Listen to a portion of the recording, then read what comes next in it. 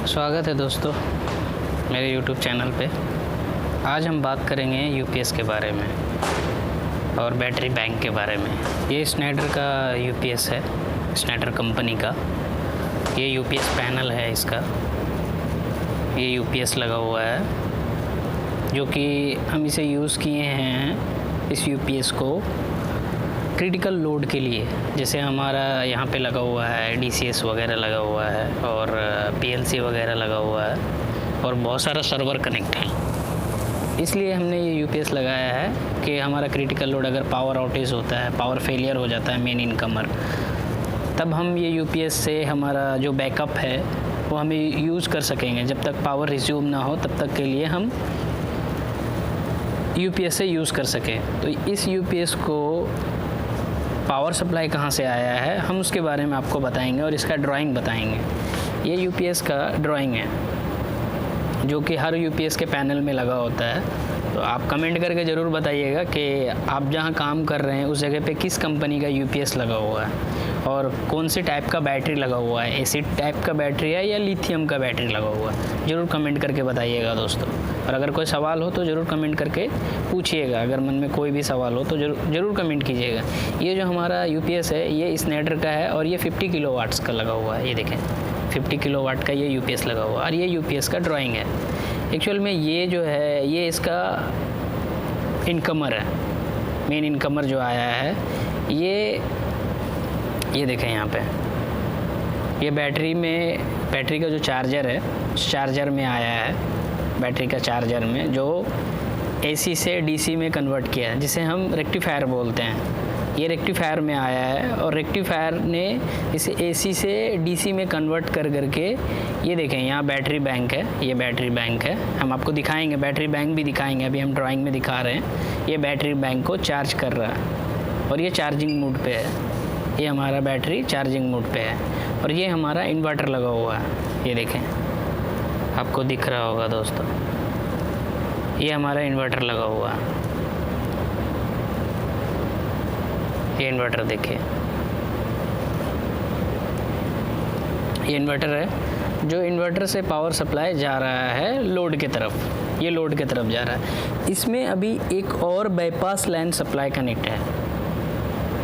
एक bypass line जो हमने दिया है, अगर ये इनकमर मान लीजिए फेलियर हो गया, ये इनकमर अगर फेलियर हो गया तो बैटरी से काम चलेगा और अगर बैटरी भी ख़त्म हो गया तो ये शट डाउन हो जाएगा। बैटरी अगर डिस्चार्ज हो गया तो अगर इसमें कुछ प्रॉब्लम आता है, ये इन्वर्टर में या रेक्टिफायर में कुछ प्रॉब्लम आता है या फिर हमें अगर मेंटेनेंस में लेना है, उसके लिए हम एक बाईपास लाइन देते हैं, बाईपास एक सप्लाई यूज़ करते हैं। ये इसका स्टैटिक स्विच है। ये जो सिंबल दिख रहा ना, ये इसका स्टैटिक स्विच है। ये तब स्विचिंग करेगा जब ये फेलियर होगा।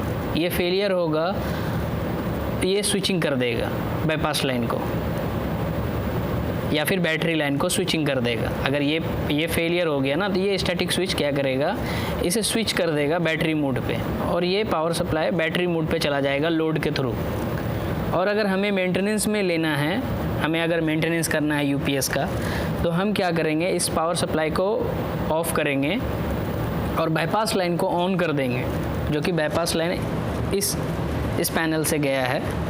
इस पैनल से हमने यूज़ किया है बाईपास का सप्लाई को। इस पैनल से ये बाईपास लाइन इस ब्रेकर के थ्रू, ये देखें ये ब्रेकर, अभी ये ब्रेकर है जो वहाँ ड्राइंग में दिखा रहा था ना, वो यही ब्रेकर है। ये ब्रेकर अभी ऑफ में है। जब हम मेन सप्लाई को बंद करेंगे और बाईपास लाइन को चालू करेंगे तो हम ये ब्रेकर को क्लोज़ कर देंगे। जब हम इस ब्रेकर को क्लोज़ करेंगे तो ये रेक्टिफायर और इन्वर्टर है, ये दोनों को बाईपास करके ये हमारा सप्लाई डायरेक्ट लोड को चला जाएगा, डायरेक्ट लोड में कनेक्ट हो जाएगा। अभी ये इसका केबल का चैम्बर है, ये इसका केबल चैम्बर है जहाँ पे केबल हमने लेकर के आया है और पावर सप्लाई को, पावर केबल को टर्मिनेशन किया, कनेक्ट किया। यहाँ पे एक बाईपास का आया है और एक मेन आया है जो कि 3 फेज़ का सप्लाई है 400 वोल्ट का। 400 का वोल्ट का इसमें हमने कनेक्ट किया है। हम इसे अभी खोल नहीं सकते क्योंकि ये लाइव है। हम कभी और आपको दिखाएंगे इसे खोल करके कि हमने कैसे इसका पावर वायरिंग किया है, कैसे कनेक्ट किया है। यहाँ पे इसके अंदर इसका कंट्रोल का है, इसमें कंट्रोल का मॉड्यूल लगा हुआ है जो कि हमारा कम्युनिकेशन हो रहा है मोडबस के थ्रू। कि इसका जो रिले का जो कॉन्टैक्ट है वो हमने अलार्म के लिए, फीडबैक के लिए यूज़ किया है DCS में देखने के लिए। उसको हम कॉन्फ़िगरेशन कर सकते हैं यहाँ से। ये होम का बटन को प्रेस करेंगे, ये डॉट पे, इस पर प्रेस करेंगे। उसके बाद हम कॉन्फ़िगरेशन पे जाएंगे। कॉन्फ़िगरेशन पे जाने के बाद हम कॉन्टैक्ट एंड रिले पे जाएंगे। यहाँ देखें हमने 1 रिले, 2 रिले और 3 रिले, ये 3 रिले है। ये 3 रिले को हमने ये रिले 1, ये हमने यूज़ किया है UPS इन नॉर्मल ऑपरेशन। अभी हम चेक करेंगे रिले 2 को। यहाँ पे देखें एरो बना हुआ है ना, इस एरो को आपको आगे पीछे करना है चेक करने के लिए। रिले 2 को हमने यूज़ किया है UPS इन बैटरी ऑपरेशन के लिए। तो आप इसे चेंज भी कर सकते हैं, आपको जो चाहिए स्टेटस, DCS में आपको क्या स्टेटस देखना है आप चेंज कर सकते हैं। ये देखिए UPS in static bypass operation, UPS in maintenance bypass operation, UPS in maintenance mode, आपको जो चाहिए। हमें ये चाहिए था UPS इन बैटरी ऑपरेशन, तो हमने ये स्टेटस यूज़ किया है।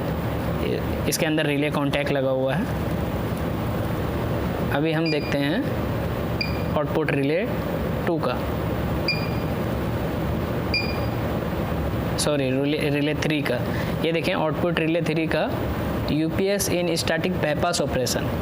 तो हमने 3 यूज़ किया है output relay 1, output relay 2, output relay 3। हमने 3 आउटपुट रिले जो UPS से कमांड जाएगा, UPS से जाएगा हमारा DCS में। हमने इस UPS का आउटपुट यूज़ किया है, DCS को इनपुट दिया है।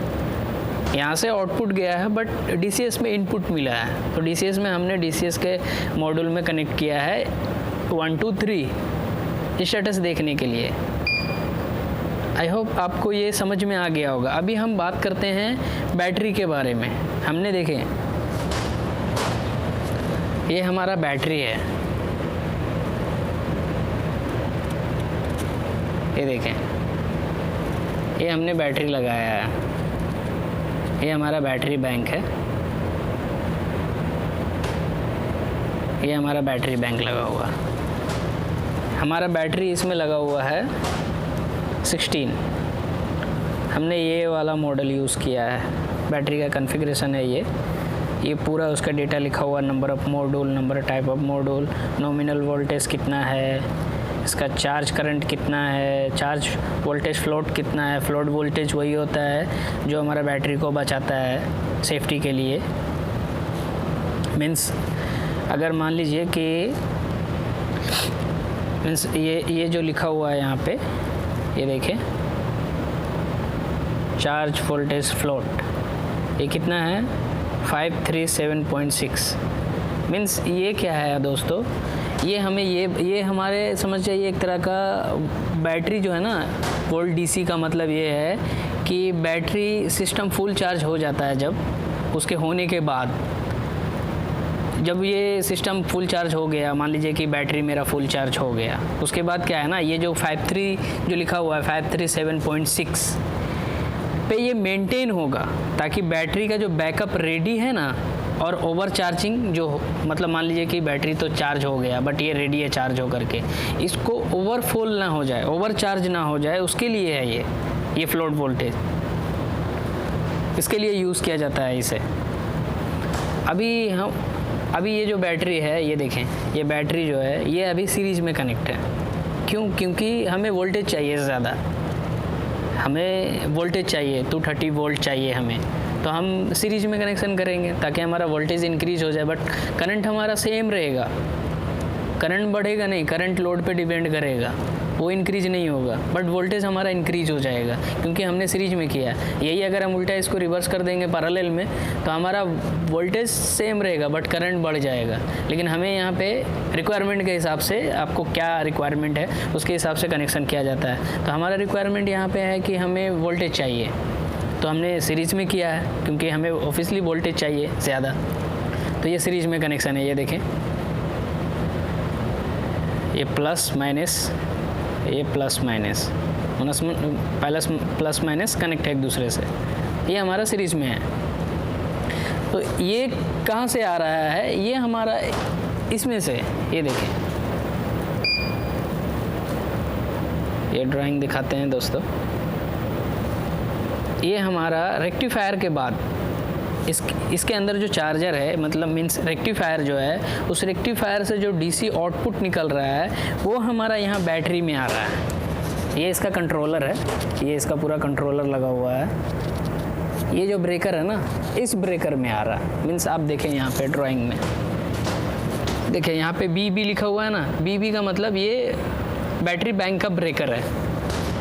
ये बैटरी बैंक का ब्रेकर लगा हुआ, ये ब्रेकर से ये बैटरी को चार्ज कर रहा है। ब्रेकर में इनपुट आया है, इनपुट से आउटपुट जो निकला है वो बैटरी को चार्ज कर रहा है।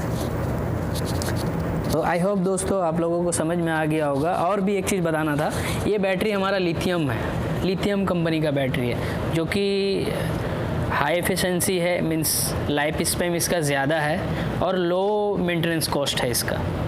मीन्स इसमें ज़्यादा मेंटेनेंस कॉस्ट नहीं है। इसके लिए ज़्यादातर अभी इंडस्ट्री में लिथियम का ही बैटरी यूज़ करते हैं, क्योंकि एसिड वाला बैटरी में मेंटेनेंस चार्ज ज़्यादा है, मेंटेनेंस कॉस्ट ज़्यादा आता है। इसके लिए ये बैटरी देखिए, आपको अंदर दिख रहा होगा, ये बैटरी हम इसे खोल करके नहीं दिखा सकते हैं आपको, इसलिए क्योंकि ये अभी लाइव है और हम इसे खोल भी नहीं सकते हैं, इसलिए। बाकी ये इसका पूरा कंट्रोलर है, ये इसका कंट्रोलर लगा हुआ है, ये देखें, ये पूरा कंट्रोलर है इसका,